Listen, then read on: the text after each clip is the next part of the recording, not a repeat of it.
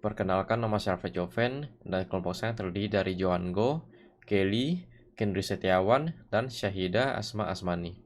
Pada kesempatan kali ini kami akan menjelaskan tentang perancangan metrik SDM pada PT Vista Bank Utama.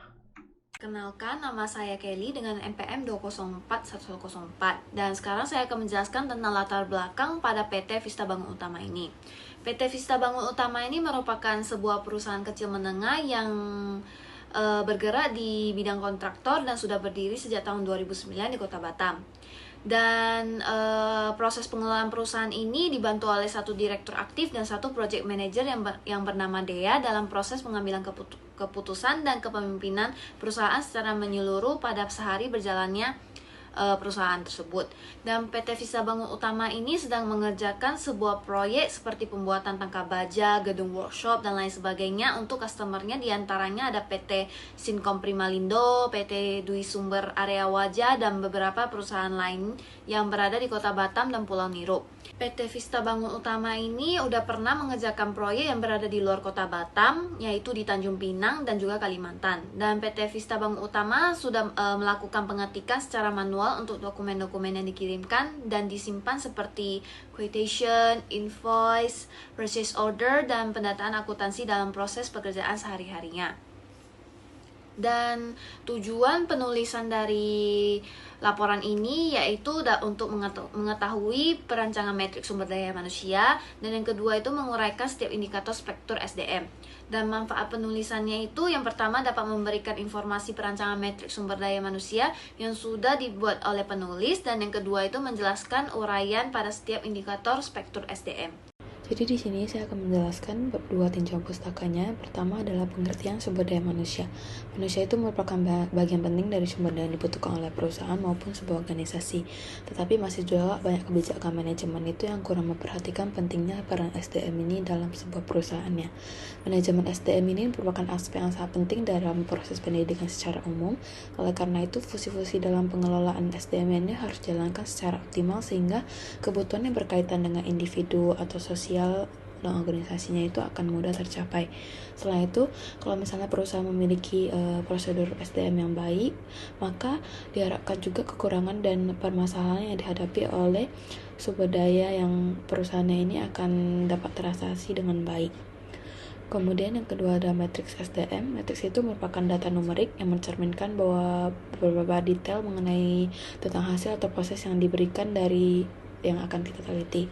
Sedangkan ada juga pengertian analitik, itu merupakan seperangkat strategi untuk mengubah dan juga menggabungkan elemen data ke dalam metrik dan untuk memeriksa hubungan atau perubahan metrik tersebut. Dan untuk mengambil keputusan yang efektif, manajer itu perlu memiliki untuk data-data kuantitatif dengan hasil numerik yang dapat diperoleh dengan bantuan metrik tersebut. Pemimpin perusahaan ini juga perlu mengetahui informasi apa saja yang mereka butuhkan dan juga indikator manusia apa yang didapat dilaporkan untuk menggunakan metrik. Hal ini merupakan masalah yang dasar bagi seorang manajer untuk memulai perhitungan metrik tersebut. Selanjutnya ada spektrum SDM, ada 5. Saya akan menjelaskan yang pertama itu rekrutmen. Rekrutmen ini merupakan proses pencarian karyawan atau lebih mudahnya itu untuk memenuhi lowongan dari posisi karyawan di perusahaan yang dibutuhkan. Dan juga secara mudahnya ini rekrutmen dapat dijelaskan sebagai kegiatan untuk mencari dan menarik calon pegawai yang berkualitas dan memiliki kualifikasi yang memadai dalam jumlah dan jenis yang dibutuhkan untuk dipekerjakan dalam sebuah organisasi tersebut. Di dalam rekrutmen ini akan diambil tiga indikator.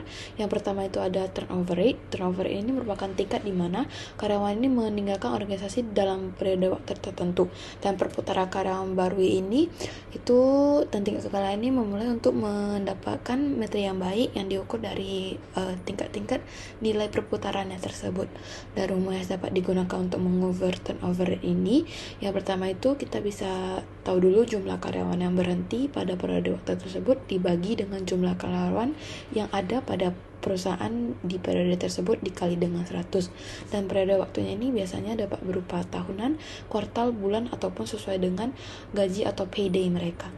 Selanjutnya Selanjutnya yang kedua ada cost per hire. Cost per hire ini merupakan biaya rata-rata yang dikeluarkan untuk perekrutan eksternal.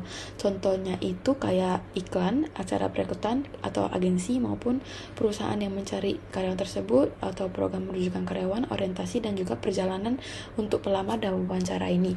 Ini disebut dengan cost per hire atau perekrutan istilah dari eksternal gitu. Rumus yang digunakan itu dapat total biaya yang terkait dengan semua perekrutan eksternal ini dibagi dengan jumlah perekrutan eksternal ini. Yang ketiga ada promotion rate. Promotion rate ini merupakan tingkat rata-rata di mana karyawan ini dipromosi. Organisasi itu harus terlebih dahulu mendefinisikan promosi itu apa, karena di banyak perusahaan itu promosi ini memerlukan perubahan posisi serta tingkat gaji-gajinya, dan juga ini berfungsi untuk menghilangkan evaluasi ulang pekerjaan yang mengubah peringkat karyawan karena perubahan kondisi pasar, bukan karena perubahan tugas dan juga tanggung jawab. Rumus yang dapat digunakan untuk menghitung promotion rate ini yaitu jumlah karyawan dipromosi dibagi sama jumlah karyawan yang memenuhi syarat untuk dipromosi terus dikali 100. Selanjutnya akan dijelaskan oleh teman saya. Yang selanjutnya yaitu organizational effectiveness, yang merupakan konsep suatu perusahaan untuk mengukur tingkat efektivitas perusahaan dalam mencapai target. Organizational effectiveness memiliki 3 indikator, yaitu yang pertama employee engagement, yaitu tingkat keterlibatan karyawan dan komitmen pada strategi serta tujuan perusahaan melalui kontribusi, pengetahuan, kemampuan, dan kinerja. Yang kedua yaitu employee relation incident, yaitu merupakan cerminan dari prevalensi antara hubungan karyawan. Yang ketiga yaitu span of control, yang merupakan jumlah laporan yang langsung diberikan ke manajer serta cerminan dari struktur organisasi dan budaya di perusahaan. Yang ketiga yaitu safety and health, yang memberikan kehidupan yang berkelanjutan bagi tenaga kerja masa depan dengan mengurangi risiko kecelakaan dan penyakit akibat pekerjaan. Safety and health memiliki 3 indikator, yaitu yang pertama workers' compensation spend rate, yaitu biaya rata-rata kompensasi pekerja yang memungkinkan perusahaan untuk memantau dan membandingkan biaya kompensasi antar pekerja. Yang kedua yaitu workers' compensation claim files, yang memberikan pengukuran tidak langsung dari keselamatan tempat kerja dan indikasi risiko perusahaan dalam menimbulkan biaya kompensasi pekerja yang tinggi. Yang ketiga yaitu accident, yang memberikan ukuran langsung keselamatan tempat kerja dan indikasi risiko perusahaan dalam menimbulkan biaya kompensasi pekerja yang tinggi. Yang keempat yaitu benefit. Benefit ini dapat berupa tunjangan atau kompensasi. Benefit sangat penting karena karyawan sangat peduli tentang berapa mereka akan dibayar, upah yang adil dan bersaing yang dapat menunjang serta memotivasi karyawan. Benefit memiliki 3 indikator. Yang pertama benefit participation rate, yang merupakan persentase karyawan yang berpartisipasi dalam rencana atau program yang memberikan manfaat bagi karyawan. Yang kedua yaitu benefit spend share, yang merupakan persentase kompensasi yang diberikan untuk manfaat karyawan. Dan yang ketiga annual charge in benefit spend, yang merupakan kenaikan atau penurunan biaya yang dikeluarkan untuk benefit yang diberikan pada karyawan. Yang kelima adalah training. Training atau pelatihan sangat diperlukan karena karyawan merupakan tulang punggung perusahaan, sehingga pencapaian atau masalah yang diperoleh tergantung pada kinerja karyawan. Training memiliki 3 indikator. Yang pertama training participation rate, yang merupakan persentase karyawan yang mengikuti pelatihan yang berbayar dari perusahaan. Yang kedua yaitu training spend rates, yang perhitungannya dapat diperoleh dengan membandingkan matriks dengan target yang dimiliki perusahaan. Dan yang ketiga yaitu required training completion rate, yaitu pelatihan yang menunjukkan kemampuan karyawan dengan pelatihan khusus yang dipersyaratkan. Selanjutnya saya akan menjelaskan tentang analisis dan pembahasan. Yang pertama yaitu safety and health. Worker compensation spend rate. Berdasarkan data yang diberikan oleh karyawan PT Vista Bank Utama, maka dapat dilihat bahwa pekerjaan dapat dibagi menjadi 2, yaitu pekerjaan internal dan lapangan, di mana kerjaan internal terbagi menjadi 5 bagian dan lapangan menjadi 5 bagian. Hasil untuk worker compensation spend rate sebesar 50%. Selanjutnya itu worker compensation claim field atau total and average. Selanjutnya itu worker compensation claim field. Review completion rate terdapat 2 sektor utama. Setiap sektor memberikan 5 bagian. Jadi pada setiap bagian ini didapatkan 5 pegawai pada setiap bagian, sehingga rate yang diberikan ialah 5 dan setiap bagian didapatkan ada 5 pegawai. Hasil untuk worker compensation claim field sebesar 20%. Selanjutnya yaitu accident. Jumlah karyawan yang mengalami kecelakaan ialah sebanyak 4 orang dari jumlah total 18 karyawan yang bekerja pada bagian sektor utama, yaitu lapangan dan bagian internal. Hasil untuk accident sebesar 22%. Yang kedua itu organizational effectiveness. Yang pertama itu employee engagement. Employee engagement yang akan diukur pada perusahaan PT Vista Bangun Utama yang dilakukan dengan cara mengukur seberapa banyak proyek yang telah dikerjakan dalam 1 bulan tersebut. Dalam 1 bulan, jumlah proyek yang diselesaikan maksimal ialah 30 proyek. Selanjutnya yaitu employee relation incidents. Jumlah karyawan yang mengalami kecelakaan kerja ialah sebesar 4 orang karena kurangnya pemakaian alat pelindung dari jumlah total 18 orang. Hasil untuk employee relation incident sebesar 22%. Selanjutnya yaitu span of control. Berdasarkan data yang didapatkan dari karyawan PT Vista Bangun Utama, maka didapatkan bahwa dari 18 orang karyawan tersebut yang menjadi penanggung jawab ialah sebanyak 2 orang. Hasil untuk span of control sebesar 11%. Yang ketiga yaitu pay, annual base salary increase. Karyawan yang mendapatkan peningkatan gaji setelah berhasil menyelesaikan target project ialah sebanyak 6 orang dari jumlah semua karyawan ialah sebesar 18 orang. Hasil untuk annual base salary increase sebesar 11%. Nah, selanjutnya yaitu target bonus for non-executive. Bonus yang akan diberikan kepada karyawan berdasarkan data yang diterima dari karyawan PT Vista Bangun Utama ialah sebesar 500.000 dari total gaji ataupun base gaji yang diberikan ialah sebesar 3 juta, maka hasil target bonus for non-executive ialah sebesar 1%. Target bonus for executive. Target bonus yang didapatkan oleh eksekutif perusahaan tersebut ialah sebesar 5 juta. Dari dasar gaji yang didapatkan ialah sebesar 7 juta. Maka hasil target bonus for executive ialah sebesar 0,71. Compare ratio and average compare ratio. Gaji per bulan dari seluruh karyawan perusahaan tersebut ialah sebesar 3 juta. Dari jumlah semua total karyawan tersebut ialah 18 orang. Maka perhitungannya adalah 147.000 per harinya yang didapatkan oleh karyawan tersebut. Kemudian ada benefit. Benefit participation rate berdasarkan data yang didapatkan dari PT Vista Bangun Utama, didapatkan bahwa dari 25 orang yang mendaftar, hanya 5 orang saja yang memenuhi syarat prosedur di dalam melakukan pekerjaan proyek perusahaan. Sehingga perhitungannya adalah 5/25 kali 100% yaitu 20%. Maka hasil dari benefit participation rate tersebut adalah sebesar 20%. Kemudian ada benefit spend share. Menurut data yang diberikan oleh karyawan PT Vista Bangun Utama, terdapat 40 juta untuk pengeluaran benefit dan terdapat 10 juta untuk pengeluaran kompensasi. Sehingga perhitungannya adalah 400%.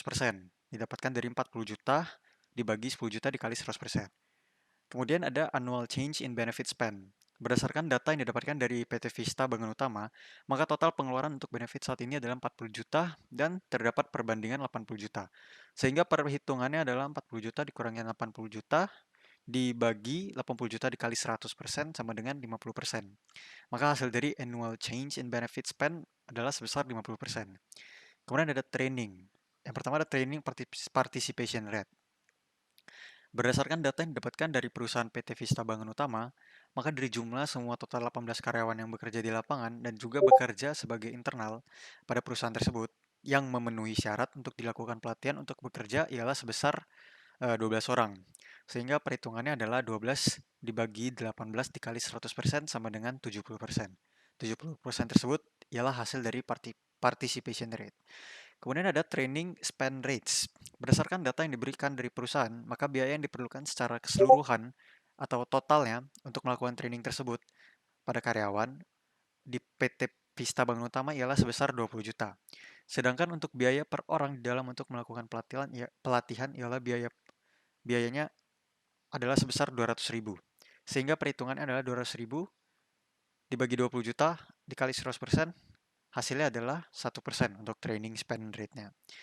Kemudian ada required training completion rate. Berdasarkan data yang didapatkan dari perusahaan PT Vista Bangun Utama, maka didapatkan bahwa terdapat jumlah karyawan sebesar 18 dan memenuhi nilai di dalam pelatihan ialah sebanyak 12 orang. Maka perhitungannya adalah 12 dibagi 18 dikali 100% sama dengan 70%. Itulah hasil dari required training completion rate. Kemudian ada metric staff. Staff pada perusahaan terbagi menjadi dua, yaitu internal dan bagian lapangan ya.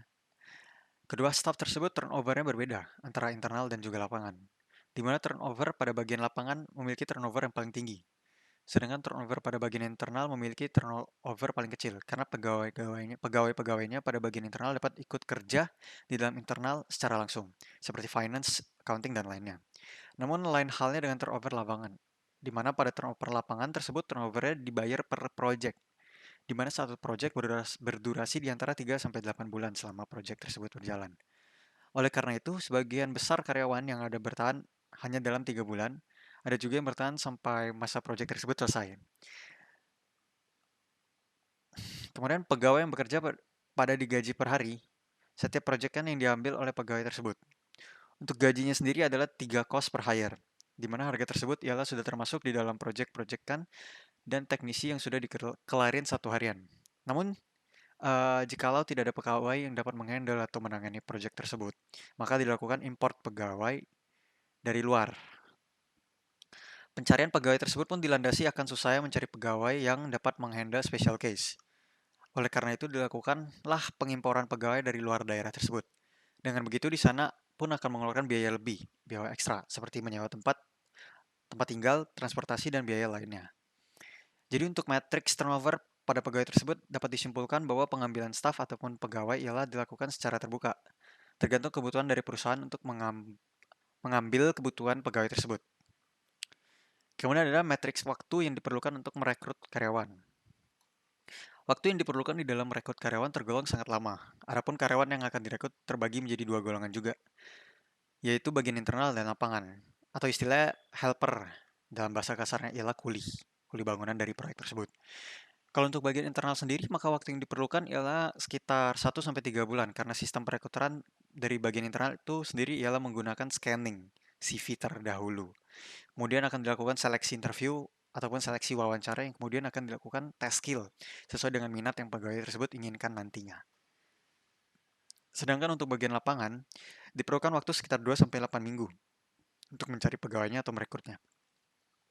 Hal tersebut pun terjadi karena di dalam seleksi perekrutan helper ialah tidak memerlukan CV dari orang tersebut.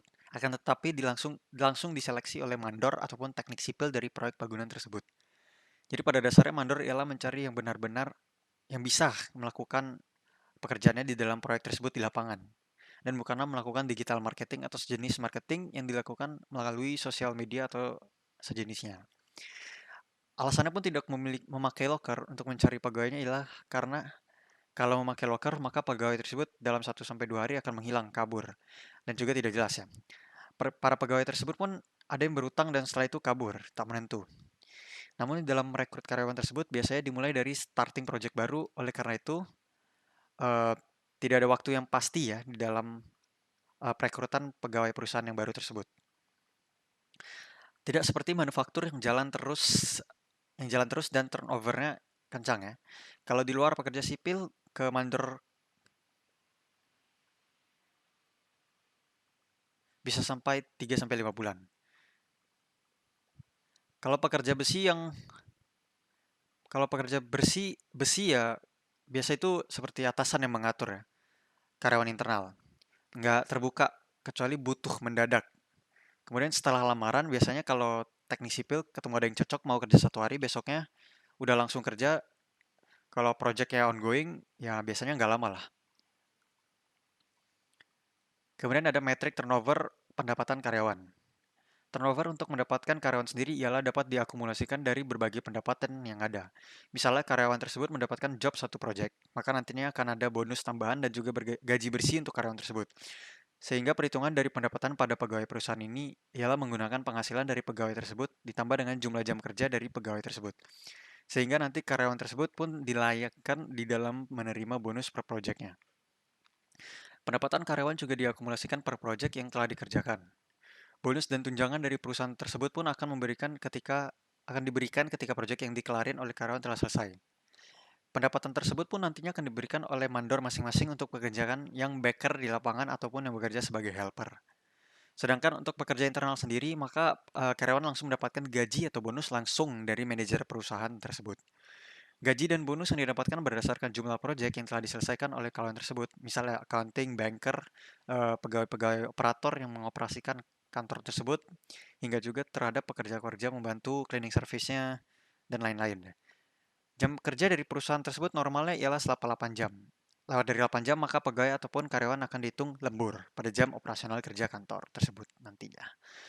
Namun, ketika pegawai dari perusahaan tersebut telah melakukan pekerjaan lebih dari 8 jam dan menyelesaikan proyek tambahan dari perusahaan, maka sesuai dengan prosedur kantor dan undang-undang yang berlaku, maka karyawan tersebut akan mendapatkan fee tambahan dari perusahaan tersebut. Adapun rumusan dari penambahan biaya ataupun fee yang akan didapatkan dari karyawan selama masa lembur tersebut, yaitu 8 jam. Oke, let's say fee jam kerja tambahan maksimum adalah 9 jam dikali 150.000. Dari rumusan di atas, maka formula tersebut mengartikan bahwa perusahaan tersebut akan memberikan fee tambahan dengan batas waktu kerja maksimal sebesar 9 jam per harinya untuk lembur yang akan ditanggung oleh karyawan dan akan dikalikan dengan 150.000 per jamnya untuk biaya operasional per minggunya. Selanjutnya yaitu kesimpulan dan saran. Kesimpulan yang dapat diambil dari analisis serta pembahasan atas mengenai spektrum SDM adalah sebagai berikut. Safety and health berefektif cukup dengan persentase worker compensation spend rate sebesar 50%. Worker compensation claim field sebesar 20%, accident sebesar 22%. Organizational effectiveness cukup baik dengan persentase employee engagement 30% dalam sebulan. Employee relation incident sebesar 22%, span of control sebesar 11%. Pay para perusahaan memiliki persentase annual base salary increase sebesar 11%. Target bonus for non-executive ialah sebesar 1% dan bonus for executive ialah 0,71 dan compare ratio and average compare ratio yang didapatkan adalah 147.000 per harinya oleh karyawan. Benefit pada perusahaan cukup baik, yaitu benefit participation rate sebesar 20%, benefit spend share sebesar 400%, annual change in benefit spend sebesar 50%.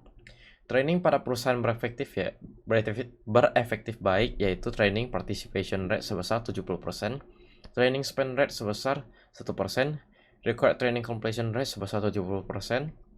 Nah, saran yang dapat diberikan dari penelitian ini adalah PT Vista Bangun Utama dapat meningkatkan lagi fasilitas yang diberikan para karyawan agar dapat meningkatkan kinerja yang dihasilkan oleh setiap karyawan dengan baik. Sekian presentasi dari kami, mohon maaf apabila ada kata-kata yang salah, dan terima kasih.